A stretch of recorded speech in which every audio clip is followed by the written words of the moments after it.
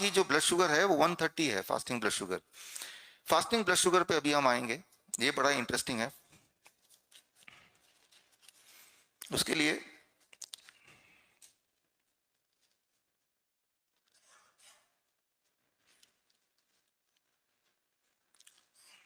Anil Kumar single जी हैं यहाँ पे? हाँ, यहाँ पे है ना आपके। स्कैनर हमने लगाया था, स्कैनर हमने उनको लगाया जिनके जो इंसुलिन पे हैं, उनके 24 घंटे का देखने के लिए। आप जब यहाँ पे आए थे तो 60 यूनिट इंसुलिन लेते थे, कल आपने 45 यूनिट इंसुलिन लिया, और आज आपने 0 यूनिट इंसुलिन लिया।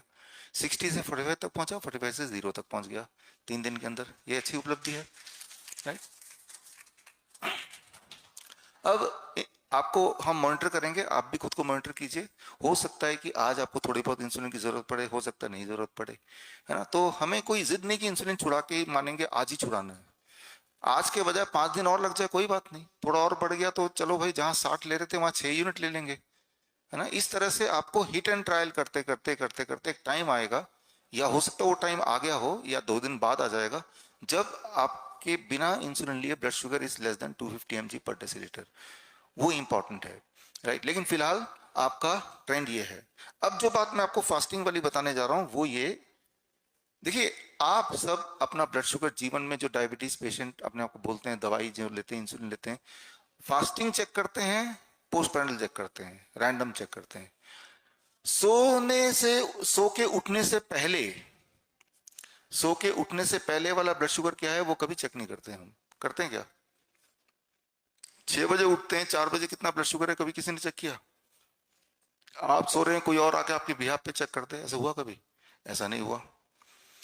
जब आप उठने लगते हैं, कितने भी बजे जब उठने लगते हैं, तो आपका लिवर को पता है कि आप उठ गए हैं, आप कुछ ना कुछ तो करेंगे ही, तो आपको एनर्जी की जरूरत पड़ेगी। तो लिवर क्या करता है, थोड़ा सा ब्लड में शुगर फेंक देता है।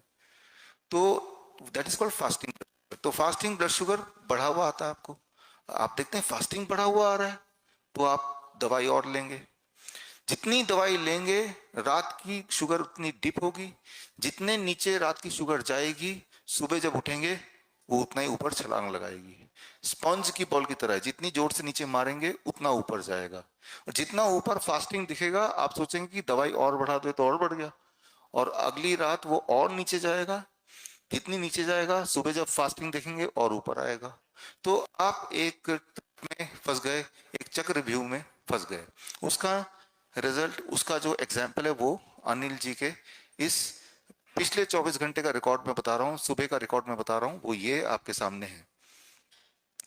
इनका आधी रात को जब ये सो रहे थे, इनका ब्लड शुगर चला गया 50 से नीचे, देख रहे हैं आप। लेकिन सो के उठे तब इनका ब्लड शुगर 150 पे आ गया। खाया नहीं अभी, सो के उठते ही। तो उठने के बाद 150 पे आ गया बिना खाए, तो वो शुगर अचानक कहां से आ गया? 100, कम से कम 1 चम्मच शुगर कहां से आ गया? ये जो शुगर आया ये लिवर ने दिया। यानी कि fasting is misleading. Fasting misleading होता है, इस बात को समझिए। This is the important thing, fasting is misleading. अब आप देखेंगे शुगर तो मेरा बढ़ गया, तो रात को मैं ज्यादा इंसुलिन लेता हूं, ये उससे और नीचे जाएगा और ऊपर जाएगा। ज्यादा नीचे चला जाएगा, 50 तक तो चला गया, 20 पे आ जाएगा, 30 पे आ जाएंगे तो कोमा हो जाएगी ना। कोमा होगा, फिर परमानेंट डैमेज हो जाएगा। लेकिन आपको पता नहीं चलेगा वो इंसुलिन की वजह से था, शुगर के कम होने से था। याद रखिए, हाई ब्लड शुगर डैमेज तब करता है जब कई महीने हाई ब्लड शुगर रहता है। लो ब्लड शुगर एक ही दिन में, एक ही बार में डैमेज कर देगा। लो blood sugar is more dangerous than high blood sugar. और लो ब्लड शुगर चलते फिरते वक्त नहीं होता है, आधी रात। लेकिन आधी रात का ट्रैक आप करते नहीं है। जिन लोगों को ने स्कैनर लगाया है, आप में से 5-6 लोग जो इंसुलिन डिपेंडेंट है उनके पास स्कैनर है अभी, है ना। ये स्कैनर 14 दिन तक अपना लगा के रखिए। जिस दिन से लगाया उस दिन से 14 दिन, 3 दिन तो यही हो गए, 11 दिन और। 14 दिन के बाद अपना स्कैनर स्टिकर की तरह निकालिए, निकाल के एक पैकेट में डाल के कुरियर करके मेरे ऑफिस भेज दीजिए, फरीदाबाद ऑफिस। हम उसको कंप्यूटर में लगा के 14 दिन का रिपोर्ट निकाल के आपको भेज देंगे। तब आप देखेंगे जो चीज मैं अनिल जी के लिए बोल रहा हूँ ये सभी के लिए सत्य है, ज्यादातर लोगों के लिए। इसे कहते हैं डॉन फिनोमेना। डिप करना फिर ऊपर जाना, डॉन फिलोमिना। ये अक्सर हम लोगों के साथ होता है, खासतौर पे वो लोग जो इंसुलिन पे रहते हैं या दवाइयों पे रहते हैं, राइट। यानी कि जो आप पूरे दिन की एक्टिविटी है, हर 10 मिनट 15 मिनट के बाद ब्लड शुगर वो स्कैनर ऑटोमेटिकली रिकॉर्ड कर रहा है। एवरी 15 मिनट्स का रिकॉर्डिंग स्कैनर में आ रहा है, जब सो रहे हैं, खा रहे हैं, कुछ भी। तो जिनके स्कैनर लगे हुए हैं वो थोड़ा सतर्क रहें कि अगर इन दिनों आपने उल्टा सीधा कुछ खाया, लड्डू उड्डू खाया, तो वो भी इसमें आ जाएगा, राइट। तो नहीं करता ना वो, कुछ लोग करते हैं, कुछ को पता नहीं है, कुछ लोग जानबूझ के नहीं करते, क्योंकि वो ये असलियत ये है। अगर आपको ये पता चल जाए तो कभी भी आप दवा नहीं लेंगे, है ना। तो ये है, कुछ लोग करते हैं, कुछ लोगों को पता ही नहीं है इस बारे में। और क्योंकि प्रमोट क्या करते हैं कि फास्टिंग चेक करो, तो वो उतना ही समझते हैं फास्टिंग, और फास्टिंग तो ज्यादा ही आएगा, जब सो के उठेंगे तब ज्यादा हो जाता है। इसे कहते हैं डॉन फिनोमेना, ये बॉडी की एक तरह का मैकेनिज्म है। कई लोग होते हैं जो बोलते हैं कि रात को सोने से पहले मेरा ब्लड शुगर 150 था, सुबह जब उठा तो ब्लड शुगर 200 हो गया। ऐसा भी होता है, आप में से देखेंगे कि उल्टा बढ़ गया। तो ये बढ़ क्यों जाता है, इसे कहते हैं डॉन फिनोमेना। हमारी लिवर इंटेलिजेंट है, जब उसको लगता है कि आप काम के लिए निकलेंगे तो लिवर थोड़ा सा सपोर्ट कर देती है। इसीलिए आप अगर भूखे भी रहेंगे 7 दिन 10 दिन, आपका ब्लड शुगर बहुत लो नहीं जाएगा। बहुत लो उन्हीं का जाता है जो इंसुलिन लेते हैं, दवाइयां लेते हैं, तभी जाता है। नहीं तो एक लेवल तक जब ब्लड शुगर रहता है, उसके नीचे जाने लगता है तो लीवर उठा के शुगर डालती रहती है ताकि आप जिंदा रहें। क्योंकि low blood sugar is very very dangerous. High blood sugar is dangerous over a period of some month. Low blood sugar is dangerous even in a single moment, है ना। और लो ब्लड शुगर सिर्फ और सिर्फ दवाइयों से होता है, ऑटोमेटिकली भूखे रहने से भी इतना लो नहीं जाता है। ये बात हमें समझना होगा। अब यहाँ पे हम बात कर रहे थे विनीता बोनाल का। आपका जो फास्टिंग ब्लड शुगर है 130 है, राइट, 130 है, तो 130 ठीक है, वो प्री डायबिटीज नहीं है, वो बिल्कुल ही सही है। ये कोई जरूरी नहीं कि फास्टिंग ब्लड शुगर कम आए और पोस्ट प्रेंडल ज्यादा आए। आप करके देखिएगा कि फास्टिंग 55% लोगों का ज्यादा होता है और पूरे दिन भर का ब्लड शुगर कम होता है। आपके घर में 10 लोग अगर हैं, 10 का एक दिन ब्लड शुगर लीजिए फास्टिंग का, और 10 का एक बार ब्लड शुगर लीजिए खाना खाने के 2 घंटे बाद का। उनमें से कम 5 लोग ऐसे होंगे जिनका फास्टिंग ज्यादा निकलेगा एंड पोस्ट प्रेंडल कम निकलेगा। फास्टिंग ज्यादा क्यों होता है बिना खाए भी, क्योंकि लिवर एक अमाउंट ऑफ शुगर आपके उठने से जस्ट पहले डाल देता है। यह है लिवर का सर्केडियन रिदम। लिवर की रिदम है कब लेना है और कब देना है। लिवर ने जब आज पूरे दिन खाया, कुछ शुगर अपने लिए छुपा लिया। छुपा क्यों लिया, जब सुबह आप उठेंगे तब हम देंगे, है ना। तो ये लिवर का रूटीन है, routine, daily routine. Daily routine को सर्केडियन रिदम बोलते हैं। लिवर का डेली रूटीन, लिवर को क्या क्या काम करना है वो ऑलरेडी रिकॉर्डेड है। लेकिन जो लोग जिनका स्लीप टाइम फिक्स नहीं होता, कभी 6 बजे उठ गए, कभी 9 बजे तक सोते रहे, तब लीवर को नहीं पता कि आज कितने बजे उठने वाले हैं। तब लीवर थोड़ा ज्यादा काम करता है, 3-4 बार शुगर डाल देता है। यही लोग हैं जिनकी ब्लड शुगर हाई रहती है। अगर आप चाहते हैं कि blood sugar blood pressure normal रहे, तो लीवर को कंफ्यूज करने की जरूरत नहीं है। लीवर को पता होना चाहिए कि आप रोज सुबह एक ही टाइम पे उठते हैं, तो लीवर अपना काम ठीक से करेगा। अगर आपका उठने का टाइम रोज बदलेगा तो लीवर अपना एक्स्ट्रा काम करेगा, तो शुगर आपका बढ़ा रहेगा। ये बड़ा इंपॉर्टेंट है, इसीलिए मैं आपको याद दिलाना चाह रहा हूं, it is all about circadian rhythm. आपके बॉडी का एक रिदम है, वो रिदम आप बिगाड़ेंगे तो आपको दिक्कत आएगी। यहाँ पे कुछ सवाल आपके हैं। ये अनिल कुमार सिंगल जी का ही सवाल है। Full body vibration any time, brain stroke हुआ था, फंगस इन्फेक्शन सॉफ्ट पार्ट।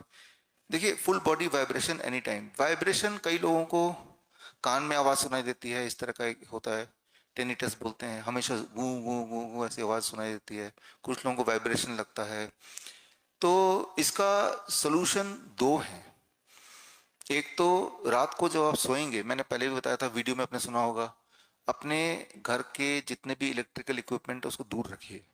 जैसे वाईफाई को ऑफ कर दिया, टीवी के प्लग को निकाल दिया, मोबाइल को चार्जिंग में दूसरे कमरे में रखा, उस कमरे में मोबाइल रखा ही नहीं, तो इलेक्ट्रोमैग्नेटिक फील्ड को अपने से दूर रखना जितना हो सके। सोते वक्त तो पक्का ही दूर रखना है, वैसे भी दूर रखना है जितना हो सके, राइट। अक्सर ये देखा गया कि जिस फोन से, जिस कान, जिनको आदत है राइट हैंड से बात करने की, ट्यूमर यहीं पे आता है लोगों का। तो ये रेडिएशन बहुत सारे गड़बड़ करता है। रेडिएशन कम से कम हो, और जो रेडिएशन आपके ऊपर छाया हुआ है उसको खत्म करने के लिए ये 0 वोल्ट बेडशीट, 0 वोल्ट या नंगे पैर चलना, ठीक है ना। तो ये सारी चीजें जो है ना, ये इसमें दी हुई हैं। तो इससे धीरे धीरे धीरे धीरे आपको असर दिखेगा। कुछ असर 3 दिन में दिखा, कुछ असर 30 दिन में दिखेगा, लेकिन दिखेगा ऐसा हमें लगता है। आरती सेठिया है यहाँ पे। आपका सवाल है, I feel sleepy after breakfast and most of the time even after good night sleep, why, how to overcome this. जितने भी लोग हैं जिनको नींद की दिक्कत है, नींद की दिक्कत के कई कारण हो सकते हैं, लेकिन कुछ लोगों की दिक्कत इसलिए नींद की होती है, ऐसा जरूरी नहीं कि आप ही के बारे में बोल रहा हूँ, जिनकी नींद का रूटीन नहीं होता।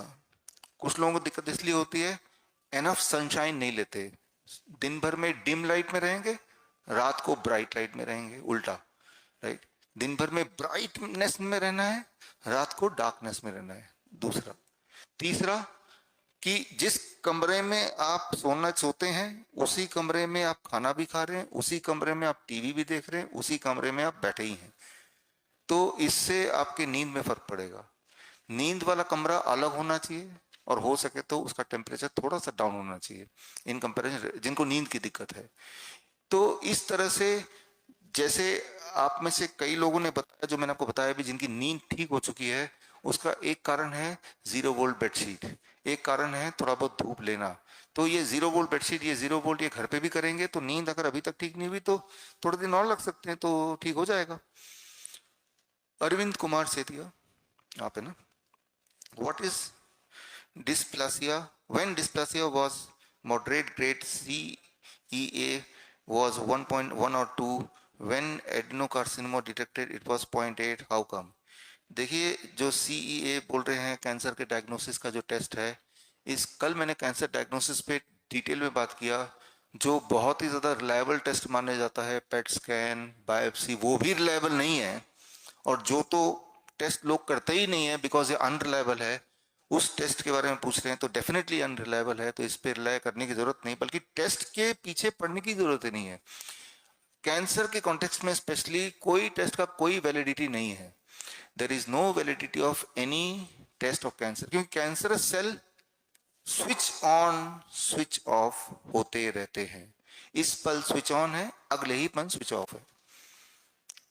Cancer cells switch on switch of करने के लिए जैसे ही आप इनको फॉलो करते हैं, it is in switch off mode. जैसे ही आप सनसेट के साथ साथ ही खाना फिनिश कर देते हैं, सनसेट के बाद वाला जो खाना है वो कैंसर के भोजन है, लेकिन आपने वो भोजन किया ही नहीं, तो cancer cell are going to die their own death, वो मरना शुरू कर देते हैं।